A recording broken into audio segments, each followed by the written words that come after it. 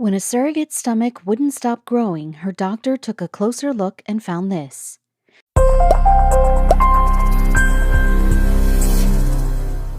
Shanice Sturdy was young when she decided to become a surrogate. She had never done anything like that before. And at just 21 years old, she didn't really know what to expect. But this was certainly not it. She looked first at the monitor and then to her ever-growing stomach. She was only in her second trimester, but she seemed to have grown so much recently. She knew that something had to be wrong. She couldn't catch a break, and she was constantly hungry.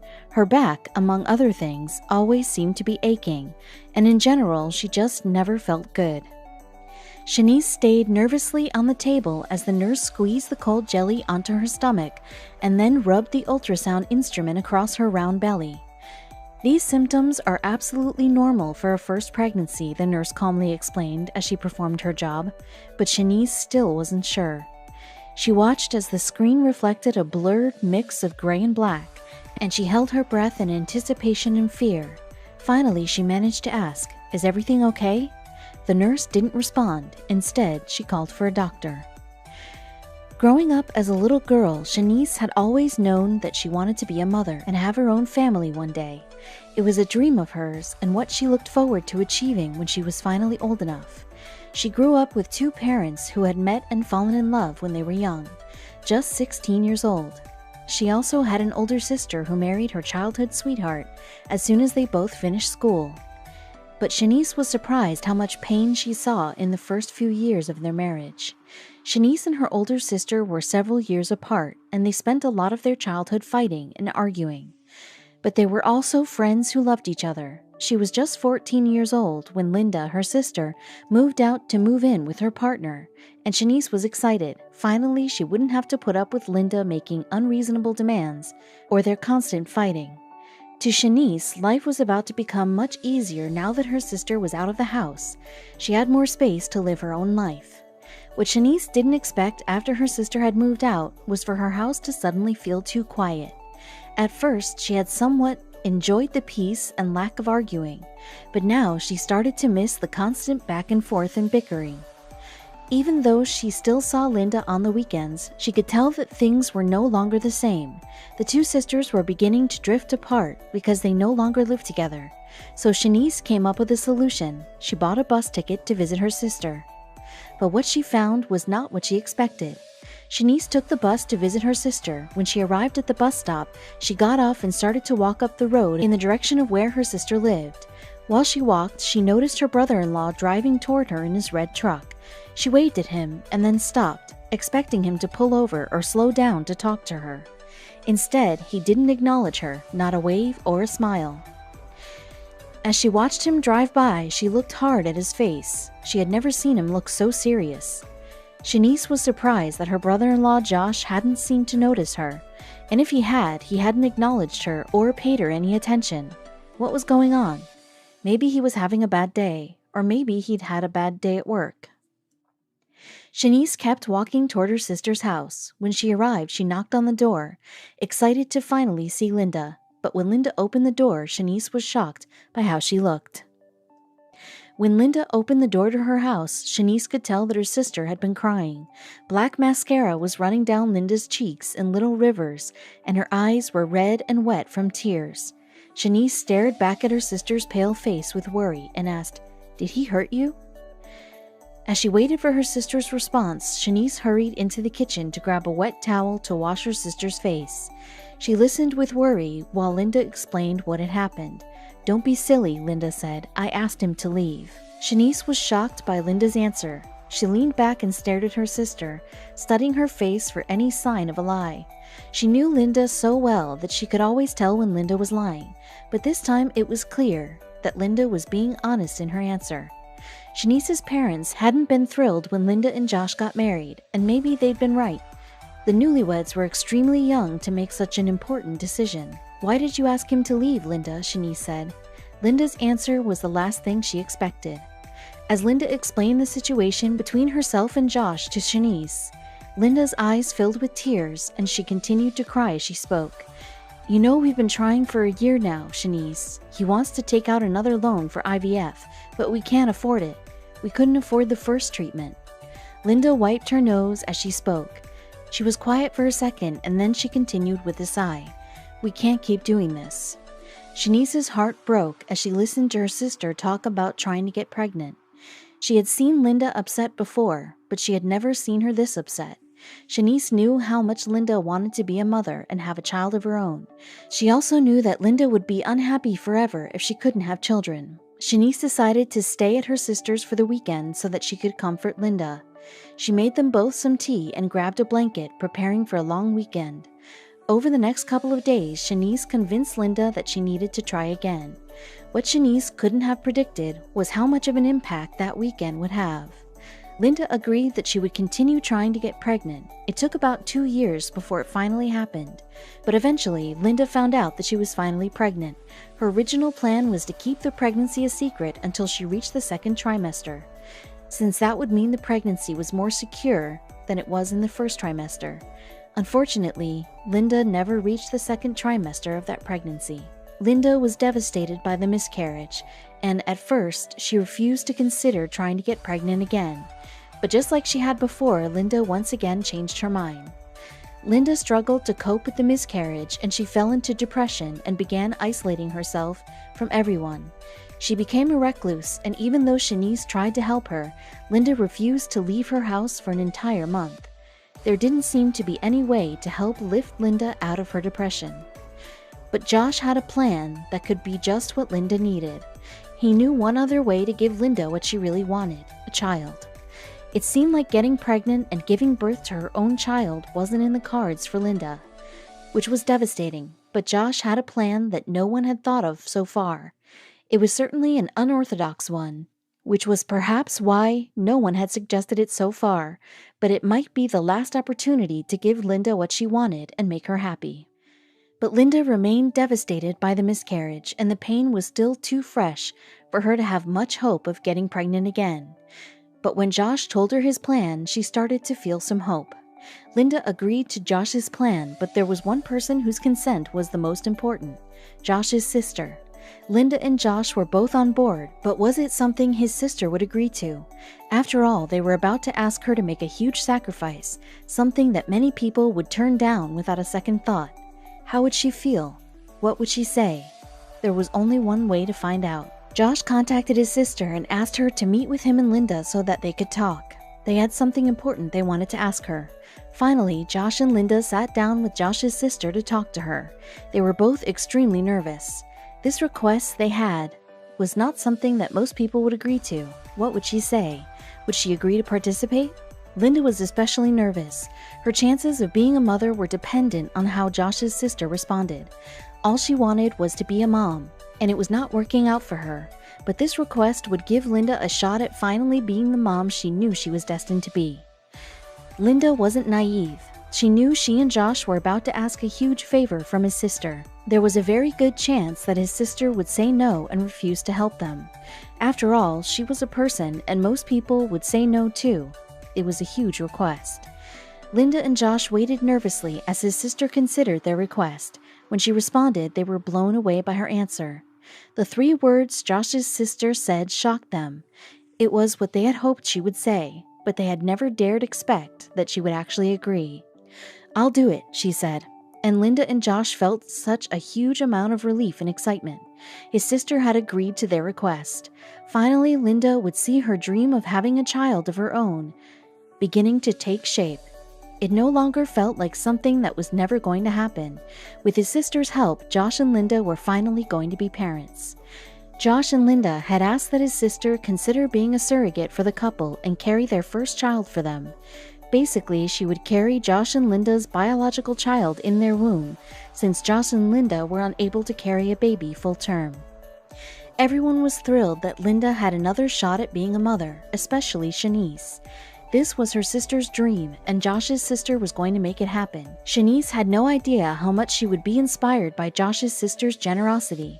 Seeing her agree to such a sacrifice was a huge inspiration for Shanice. Had Josh's sister really taken the time to think through what she was agreeing to? After all, pregnancy is difficult for anyone, but to agree to carry another woman's child for 9 months and undergo all the hardships that come with being pregnant, that was a huge sacrifice.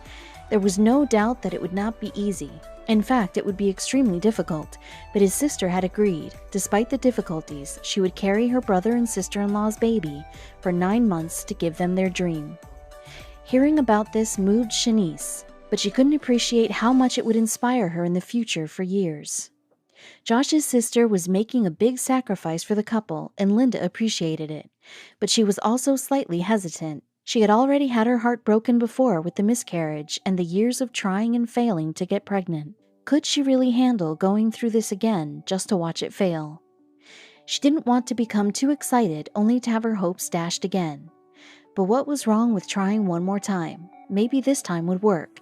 And this time they had a different plan, something they had never tried before. Maybe this would be the time that would work. If the surrogacy attempt failed, there were still other options. This certainly didn't mean that Linda would never have a child. After all, there was foster care. Linda and Josh could foster a child and then possibly adopt. The world was full of children who needed homes, and Linda and Josh could provide just that. But Linda still hoped for her own biological child. Shanice wanted the same for her sister, and so she spent every night praying that this pregnancy would take and that Josh's sister would be able to carry the baby to term. And then it finally happened. The surrogacy was a success. Josh's sister got pregnant with Josh and Linda's baby and was able to carry it to full term. Finally, the day came when the baby was born. When Shanice heard the news, she couldn't stop crying. It was the happiest she had ever been. She was thrilled for her sister. Linda deserved to be a mother, and she would be a great one. But something else important happened that day. Linda and Josh didn't just become parents for the first time. Shanice also made a promise to herself, something that she knew she had to do. Seeing surrogacy changed Linda and Josh's lives and make Shanice an aunt changed something in Shanice. She realized that surrogacy was something she wanted to do. She promised herself that if the day came when she had the chance to be a surrogate, she would do it and make someone else's dream come true. What Shanice couldn't have anticipated was how different her surrogacy journey would be. Right after Shanice turned 21, she met Joanna and Steve, a couple who was trying to conceive. They too were looking for a surrogate to help them grow their family, and Shanice realized this was her chance to fulfill her promise. Her family was thrilled when they found out she was going to be a surrogate. They had seen the happiness it brought Josh and Linda, and they were so proud that their daughter wanted to give a couple the same gift. Shanice had to fly to Los Angeles for the procedure to get pregnant. After it was done, she flew back home. Unfortunately, things didn't go as planned. Shanice was very young when she agreed to become a surrogate for Joanna and Steve. She said, "I was only 21 at the time, but I wasn't interested in partying and drinking. I wanted to help another couple fulfill their family dream." Joanna and Steve were thrilled that Shanice had agreed to be their surrogate. Just like surrogacy gave Linda and Josh their family, surrogacy could also give Joanna and Steve theirs. Shanice did get pregnant, but when the first trimester ended, she knew something was different. Something felt off, and she was right. Shanice had only ever met one other surrogate, Josh's sister.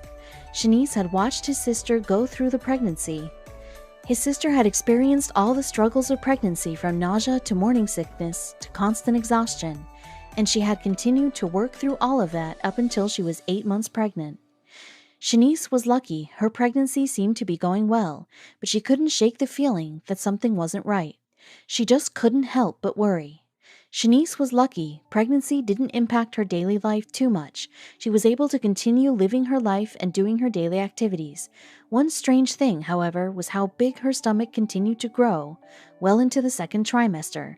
That worried Shanice. She didn't know what it meant. Of course, babies keep growing during the final months of pregnancy, but this seemed to be more growth than was normal. Shanice needed to find out what was wrong. She decided to give her doctor a call to see what was going on. When Shanice went to see her doctor, she was nearing the end of her first trimester and about to start her second. She was going in for her 10-week scan to check in and see how things were going.